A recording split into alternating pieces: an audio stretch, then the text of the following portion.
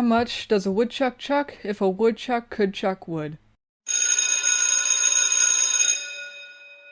7. I ended up just missing out on a freelance opportunity because Google showed me the wrong time zone conversion, and I missed out on a call. Well, on the call, that meant I talked to the client and I get the job. So yay! Anyway, let's get into this week's let's get into the reading. Shrouded Personas, written by Porscha Aubrey, narrated by Porscha Aubrey. Chapter 6. The morning air is amazingly cool as it breezes past me. This should be one of the warmest days of the Syrian summer, but instead it feels almost nice enough to at least tie a hoodie around my waist. Though I still decide not to, mainly because it's just not my style. Well, sometimes I wish it was, but if I were to change anything about my day-to-day clothes, then everyone would stare at and question me, and that just can't happen. I heard that the woman you helped a few days ago is feeling a little bit better now, Jeffrey mentions as we continue on our way into town. Daniel and Jackson are nearly passed out in the back. Daniel's head is laying backwards, staring up at the sky, and Jackson is close to lying his head on Daniel's shoulder. Yeah, but I'm still planning on stopping by her place after dropping off the crops to give her some more medicine I created. I add, wishing I had some sort of phone or something to capture a picture of those two. You can head straight there after we arrive. Don't worry about bringing in the crops. Jeffrey nods at me kindly. Are you sure? I ask, and he nods again, gesturing with his head past the two idiots out in the back. I'm sure I have enough help here. He grins and smacks them both on the knees. They both flinch, nearly yelping as they jolt awake. That is if they can stay awake.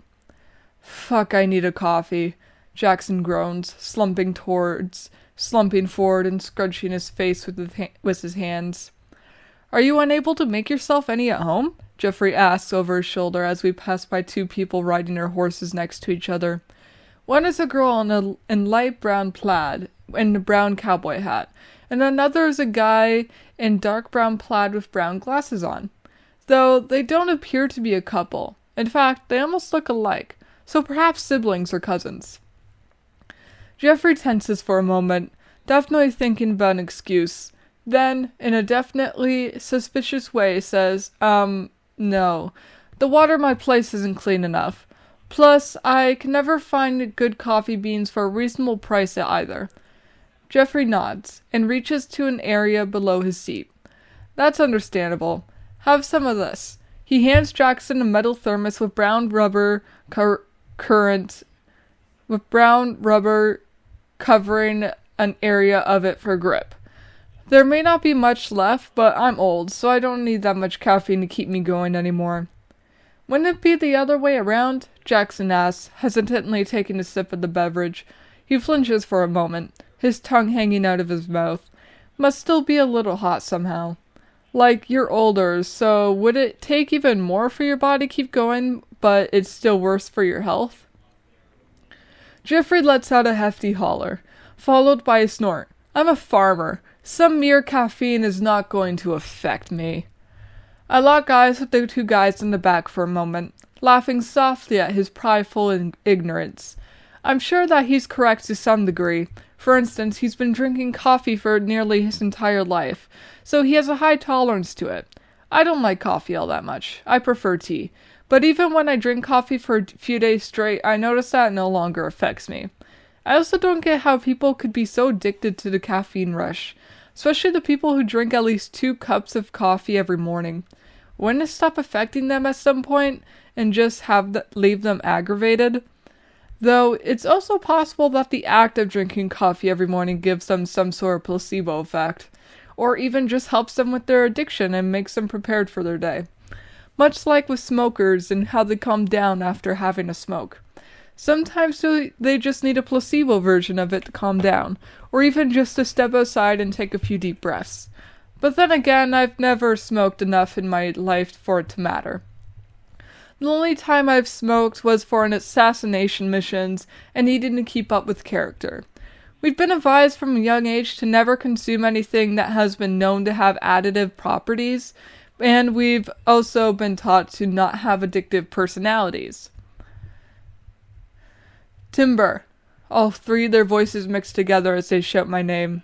Jeffrey begins to have a coughing fit as I come back to reality. Gently, I tap his back and wait for him to finish. Jackson timidly hands him the thermos of coffee. You zone out so much, Jeffrey chuckles and takes a sip of his coffee. What were you even thinking about? I don't get that coffee can possibly still fuel people, especially after years of daily consumption. I answer, technically not lying. Everyone furrows their brows at me, and I continue.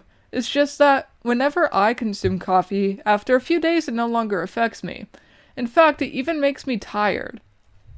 Perhaps you just weren't consuming as much as others, Jeffrey suggests, handing the thermos back to Jackson.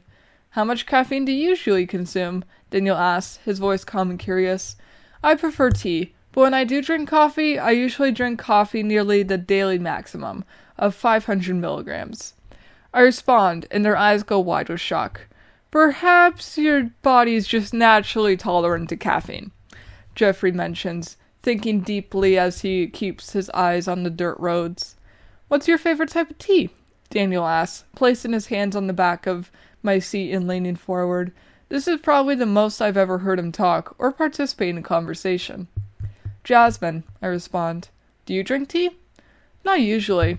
I normally just drink water or put in some sugar when I need some flavor, he answers, sitting back again, though I would say my favorite would be orange pico.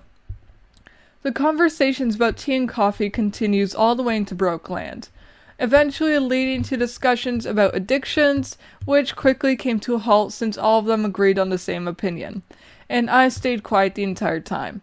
They believe that it's best to let some people remain addicted to some things because it helps them keep going, even if it can be damaging to their health at some point. Though I do think otherwise. I don't feel like going against them. This morning, the voices and laughter of children are far more calm. There must have been a birthday yesterday.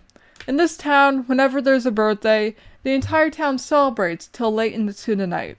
So the kids are probably tired or sleeping in this morning. Luckily it's summer, so they're actually able to. We stopped the carriage outside of the shop and we all hop down as Miss Gwyn makes her way over to us, a blushed smile on her face. She's wearing a brand new looking brown dress and her hands clasped in front of her. Good morning, Miss Gwyn, I greet her with a bright smile. Good morning, Timber, she says calmly and promptly turns towards Jeffrey. Damn, she must really want to get to the point of flirting with him today. I wonder how she'd respond if he saw how he reacted to Agatha yesterday. I'm gonna head straight to the woman's place and give her medicine. I gesture in the direction that I'll be headed as I take my bag out of the carriage. Uncomfortably, Jeffrey nods at me and responds. Alright, good luck. As I blend in with the crowd of townspeople around me, the last thing I'm able to distinct is Miss Gwyn hollering giggles. It's not long before I get to the woman's house. The farm is still dead, just like a few days ago. It seems that their home has been cleaned up a bit, though that is just by what I can see through the windows. I stop in front of their door and knock, listening to light footsteps as they make their way to greet me. The door opens and the boy from before greets me, first with an expression of shock which immediately shifts to joy. His hair is less of a mess, so he must be able to look after himself a little more now. That's good. With the medicine I made, he should be able to start playing with his friends again in no time. Timber! He wraps me in a brief hug, then leads me inside. The house has been cleaned up a bit more, though there's still a lot of dust, dirt, and dirty dishes. But it still is a step up from before. The little girl doesn't appear to be home right now. Perhaps she went out to get some food from the store. I make my way over to the mother. Her complexion has gone back to a normal color, and her breathing and heart rate are steady. She's awake, but barely. She must be exhausted. Good morning. How are you feeling? She takes a deep breath. I'm a little better, though it's still too tiring to move like I used to. Judging by your condition, it seems that you've been trying to move around, though. I mentioned, setting down my bag and taking out the medicine I've made. I made 10 batches of different medicines after coming home yesterday, and used 1/10 of a petal of the rungan plant per batch. One of the medicines I made I'll be leaving with her so then she can administer it herself, since I won't be around for a while in 4 days. Well, of course, she coughs. I'm a mother. I can't stand just lying around and relying on my children. That's understandable, I smile, sterilizing a needle and taking out some of the medicine I made. I made pill forms and injection forms. The injection ones I'll use on her, and the pills are what I'll give her. Please raise your sleeve. As I stick the needle into her arm and push in the medicine, she mutters, "Where were you all this time? You could be a doctor, you know." "I live on the border of Syrian," I answer with a gentle smile, pulling the needle back out, and placing a band-aid on her shoulder. "Plus, I'm proficient in far more than medicine. Also, you need to attend a university in order to get approved to practice medicine, and I can't even afford that. So I could actually get arrested for even helping you out." The woman lets out an aggravated breath. "Sometimes I really can't stand our government." I shrug and pack up the medical supplies. "Voting starts next year. Hopefully we get a good lineup."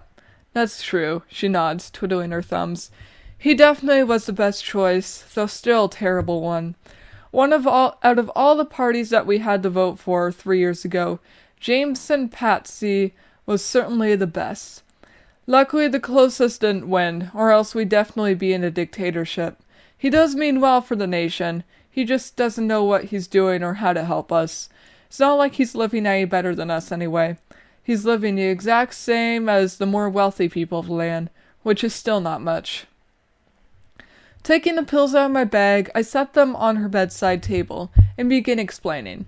"I'll be leaving the nation in 4 days, so I made some pills for you to take while I'm gone.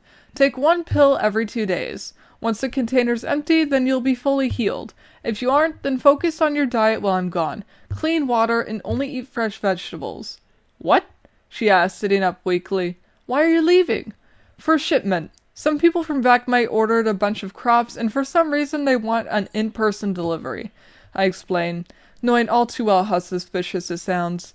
"It pays well, and ever since the great fall and rise of seeds and crops, Jeffrey has been having difficulties with being able to even support his horse." "But that sounds so dangerous!" the boy cries, opening the door for his sister as she walks in, carrying a bag of different vegetables and some bread. I kneel down in front of him and say kindly, "Don't you worry, I'll be perfectly fine." "Is anybody else at least going with you?" the woman asks, helping her daughter with unpacking everything. "I'll be guided by a man that goes by the name of World Wanderer," I respond, and head back to the bed, setting an apple next to the pills and slinging my bag back over my shoulders. "Are you going already?" the boy asks, gripping onto my undershirt again. I should really start tucking that in. Maintaining a reassuring smile, I ruffle his hair and say quietly, "I'll see if I can visit again, on one of the days before I leave." The end. And that is all for this week's meeting. I hope you all enjoyed. I don't feel like having that long of an episode this week, so I hope you all can understand. Check out my novels Death Chill, Flame Rip, and Arctic Blaze on Amazon and Kobo, link in description. Check out the Crave Writing Club Premium on Patreon and Spotify, link in description. Check out the Crave Writing Club Discord server in the description. Check out my personal Instagram at dark_night_wolves. And let's bring this meeting to an end.